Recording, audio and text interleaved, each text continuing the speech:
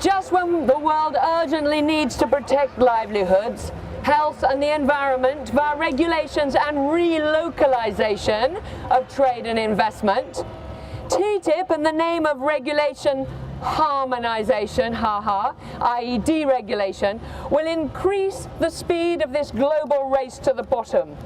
An example is TTIP's predecessor, NAFTA, which forced open trade and financial barriers between the US, Canada and Mexico. This allowed America to dump its subsidized products on Mexicans, putting hundreds of thousands of small-scale family businesses out of business. They have flooded over the border to the US to work in the very meat factories and slaughterhouses that had destroyed their small-scale family farms.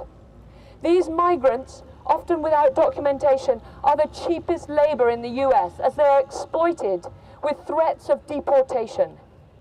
If they complain of poor pay, lack of union representation, or repetitive strain injuries due to the speed of cutting lines in giant slaughterhouses and packing plants.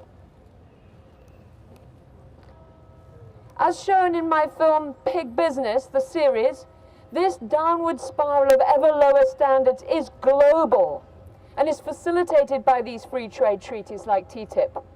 Like NAFTA, treaties that enforced so-called free trade within Europe have bankrupted Eastern European family farmers by flooding industrial pork on their markets, forcing them off the land and into cities and abroad to seek jobs.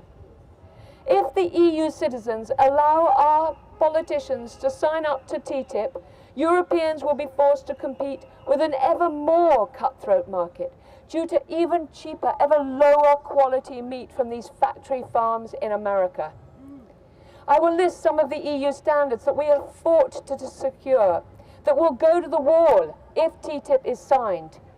Any efforts to restrict the use of antibiotics in factory farms in Europe would be thwarted by TTIP. As in the US, it is legal to give antibiotics to animals not only to prevent sickness, but also as a growth promoter for these pathetic animals to go ever faster to the slaughterhouse. TTIP will also undermine the EU's precautionary principle for food safety standards. The precautionary principle ensures that new products like pesticides, GMs, or artificial food additives with a potential risk to health must be determined safe before being allowed on the market. In the US, the precaution is reversed.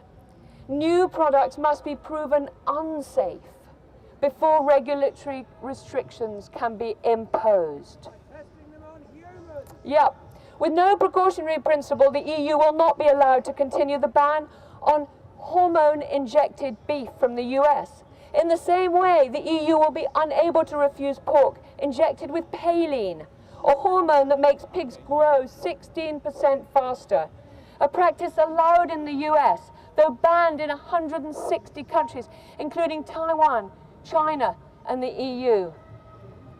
Under TTIP, food scandals like the horse and meat scandal will soar.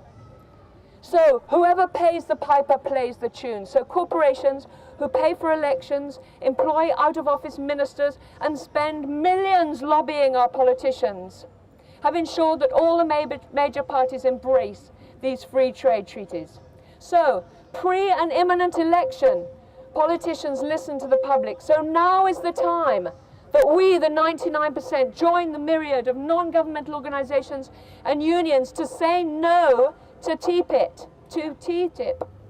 To shape the world we want to live in now, we must only buy food that have labels indicating high animal welfare, method of production, and provenance. Though under TTIP, these labels will be deemed a barrier to trade, so potentially banned.